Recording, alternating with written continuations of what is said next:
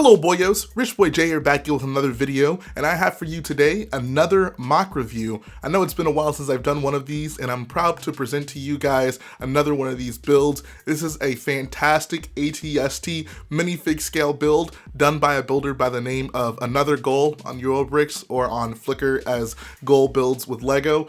I think we typically just refer to him as Gol, and this guy is really just honing in on the optimal ATST design for a Lego build. So before I get started, I do want to state a few things. First, that this is actually version 2.1, as he might call it. Right now, he's on, I believe, version 2.5, which basically just employs a lot more snot techniques, and it certainly does look better. I'm not sure if the stability overall has improved, but I just want it to be let known that there are updated versions of this.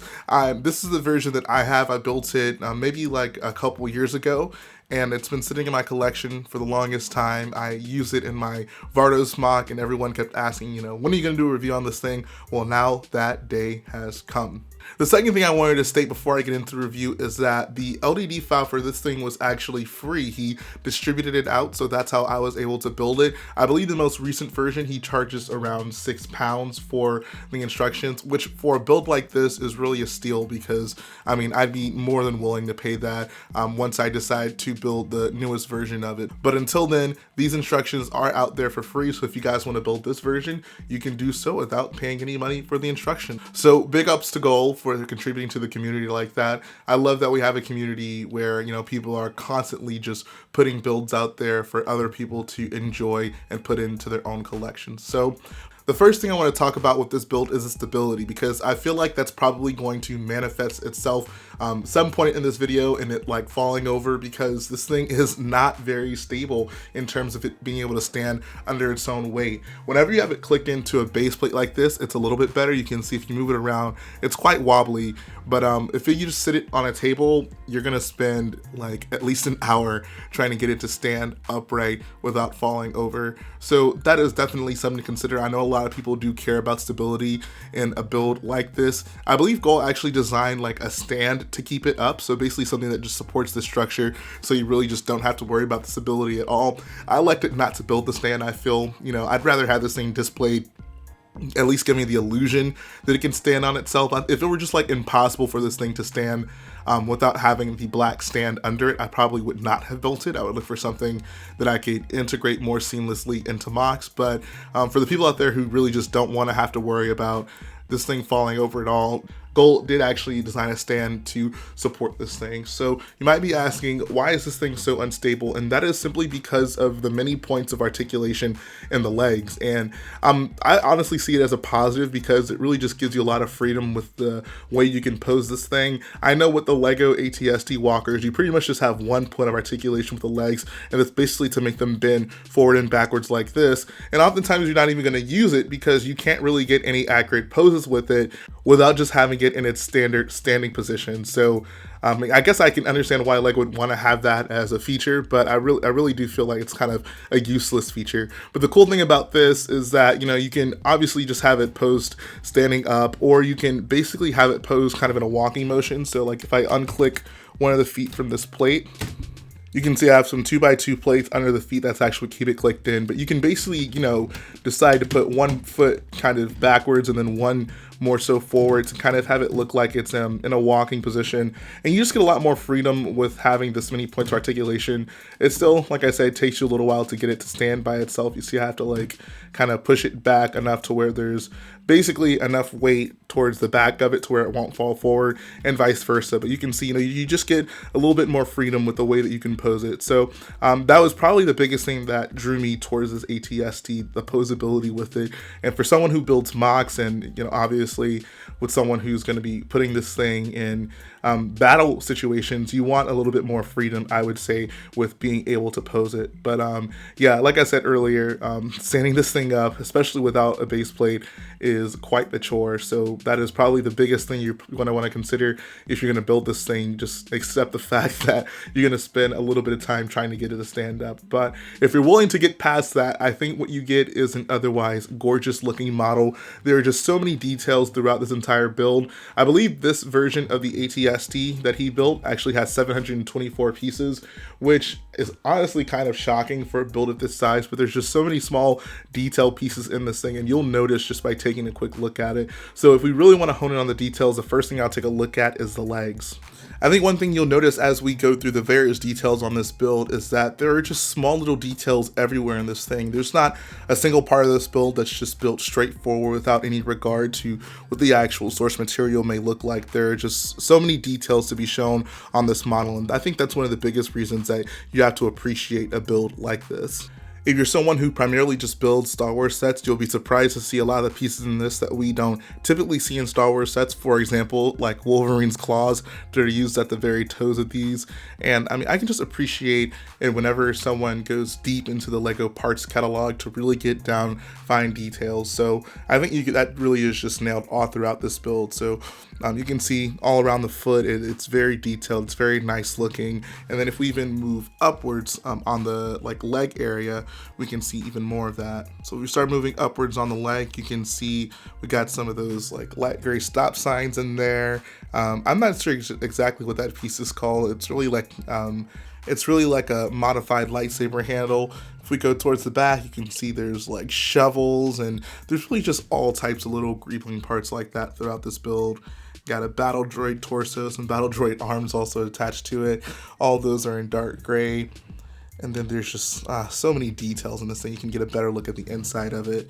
Got that Asajj Ventress lightsaber handle right there. And then this is probably one of my favorite. All right, let's try that again. As I was saying earlier, this area is probably one of my favorite areas for greebling because there's just so many fine detail pieces. Like he has the little wench piece right there. We got some of those light gray binoculars and just various pieces really just kind of clustered in this area that make just really a really nice looking build, in my opinion. I can always appreciate when small greebling pieces kind of come together to make something that looks really nice and looks believable and accurate.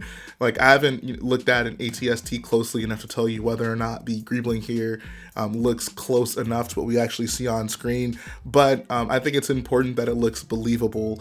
I'm not really a super stickler for greebling. I know there's a lot of people who spend a lot of time trying to get down all the nuances in the build, but as long as it looks believable, that is sufficient for me to give a thumbs up to a build. So you can clearly see that attention was paid to the detail all throughout this MOC.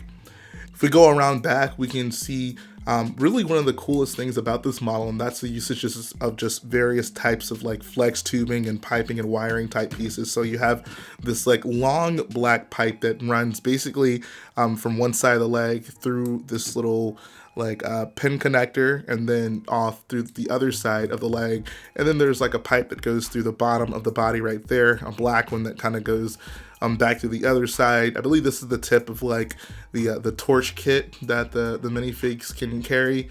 And I mean, really, there's just so many things like that on this build that just make it look so dynamic and so realistic, and that's just one of my favorite things about the build. If we move to the front, we see that he actually included some of these whip pieces right underneath the chin, so you can see them. They're kind of just strung coming from the bottom. They connect to this they connect to this 2x2 plate right here with the studs on the side, and they just loop back over through that undersection. If I may say so, these are probably the most annoying parts of this build, other than it falling over all the time. The fact that these are here, there's just not a strong connection between this and that 1x2 plate, so they fall off all the time. I mean, they look good enough, but honestly, if you really just get tired of dealing with them enough, I'd say just take them off, because they're probably going to fall off a lot if you spend any amount of time looking at this build. So there are a few things like that you have to just continuously put back on the build, which I really have come to expect with MOCs like these that use a lot of small pieces for greebling, but if you haven't, that is certainly something you're going to want to consider. It's really kind of difficult to see in the shadows, but I did want to highlight the neck of this build because I think it actually looks really nice. He used a couple of the old small Technic wheels with the really thin tires, and they're kind of stacked up, and it looks just like a rubber neck build, and it's cool because it makes it look flexible. It's not, I mean, it's somewhat flexible. comfortable, but not really in the way that you would think it is just by looking at the neck. But I just think it looks really nice. I had a ton of fun putting that assembly together on this build, and I think it's one of the more aesthetically pleasing parts of this build, even though the whole thing is pretty much aesthetically pleasing, if I might say so. Now that we're up towards the top of the build, let's talk about some of these guns on the head. This chin gun assembly is wonderful. I think this thing just looks so nice. There's just so many like unique parts used in this entire build of like the chin gun, and it looks so good. I love this thing so much. I feel like on the Lego sets, this is usually like an afterthought. It's not something that's typically highlighted or built with any huge attention to detail, but I think he just nails the aesthetic of this thing, and this is probably one of my favorite parts of the build. You can see he also has a side cheek guns. This is just, I'd like to refer to these things as like the Doc Ock mechanical arm connectors, so that's just sitting there on that side. Then on this side, it's a little bit more detailed with there's like the binoculars there, there's like the syringe piece in light gray right there, another piece you don't typically see in Star Wars, and then another cannon on this side. So this gun assembly is quite huge, but it looks good. Obviously the ATST is not symmetrical when it comes to these two guns. This side one is much bigger than the one on the other side, so that actually makes a lot of sense that he designed that way.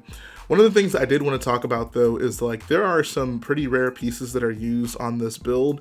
Namely, there's actually two parts that go right here on the back. They were so rare I didn't actually even buy them for this build because it really just wasn't worth the price, especially to get two of them.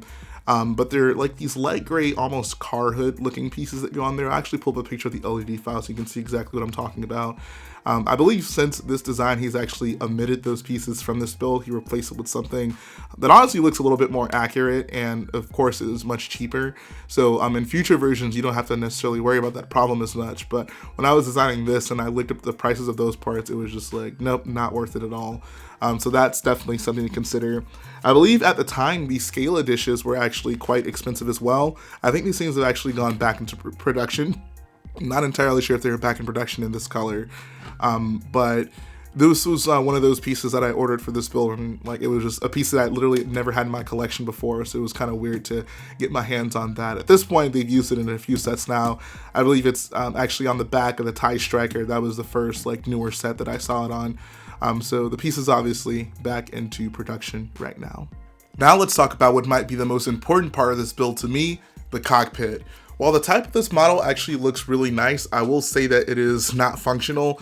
You can see it kind of looks like there's a flap up there. There is not a functional flap up there, so that's kind of disappointing that there's no like main hatch so you can recreate the scenes where Chewie makes his way into the top of the AT-ST, but it's no huge deal. The way you actually access the inside of this build is by really just flipping this up. You can get a good view of the inside, and then you can actually just take this entire top off to view all the inside, and you can see that there are just some wonderful details in here. If we flip it around to the other side, I can kind of get you a good view. You could use a printed tile here. I actually didn't for some reason, but you know, you can have a printed tile there as a console. There are some 1x1 studs right there where you can sit figures, and the thing you'll notice is you can actually fit two figures in there. The thing that Lego hasn't been able to accomplish in like 10 or 20 years of making ATSTs, Gol does it here, and it actually works pretty well. So if I take my ATST pilot figure right here, remove his gun, he actually has like a 1x1 stud there with a hole in it for you to sit the gun in, just as gun storage, since a lot of people care about that sort of thing. I'm just here to show you guys what it looks like to have two pilots in an ATST. So check this out. We can sit this guy right here. Boom, there he is. He sits pretty comfortably. And if we want to have a co-pilot, I don't have a second ATST pilot figure, so we're gonna have to settle for Chewbacca. But if you want to put him in this seated position, and you can sit him in there right next to the ATST driver. And look at that. How just amazing is that? Two pilots in an ATST. Previously, this was a foreign concept to most Lego lovers, but finally, we have a good, nice, detailed ATST that can get the job done. And you can see you just put the top over it like that. And then you can also, if you look close enough, you can see the faces of the two figures in there, which is also pretty freaking cool in my opinion. But that was probably the biggest thing that sold me on this ATST, the fact that you can sit two pilots in there. I know some people have like modded the most recent Rogue One build in here. I'm just gonna take these things off, they're kind of getting on my nerves. But yeah, I know some people have modded the most recent like Rogue One ATST build, which I feel like you shouldn't have to do. Like, I don't think it's that difficult to put two pilots in there. The fact that people have modded it to be able to do so, I think would imply that it's actually not that difficult to do, but LEGO just insists on not doing it for whatever reason. So this is the ATST to make up for LEGO's mistakes with ATSTs, and I love this thing so much. You can see at this point I'm having to hold it up because I don't want to risk it falling again on camera. And I mean, like I said, that was the reason I brought that up at the very beginning of the video, because it's gonna have to be something you just deal with having this model in your collection. But like I said, if you can get over it, I mean, you get a really amazing detailed looking ATST, and I mean, his newer versions just get better and better from this model. So that's going to finish up the video today, guys. I hope you enjoyed taking a closer look at this ATST.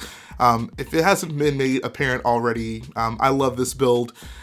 I'm going to go out of my way to build someone else's MOC, especially something that was this. I think it probably cost me maybe like $100 to do the entire build. There's a lot of small pieces in this thing that make up this 720 piece build, but I thought it was totally worth it, and I want a lot more of these in my collection. I think the ATST is an important walker for any Imperial collection. If you're gonna have one, why not have one of the best ones out there? So if you guys do want to build one of these on your own, I'll include the links to the files for this specific model, as well as if you want to look for his newer versions, which look actually quite a bit better.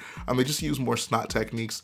I'll include the links to that rubricable so you can actually go buy those instructions from him. If anyone hears that and says, oh, I don't want to buy instructions, all I could really say to you is, you know, support your fellow LEGO builders. I'm sure Gol put a lot of time and effort into these builds. You know, up until a certain point, he even offered the LED instructions for free. So by purchasing the instructions to his newest model is really the least you can do for someone who has contributed so much to our LEGO Star Wars community. But that's going to finish up the video, guys. If you like what I do, go ahead, support the video by hitting the like button, and support the channel by smashing that subscribe button. And I will be back again very soon.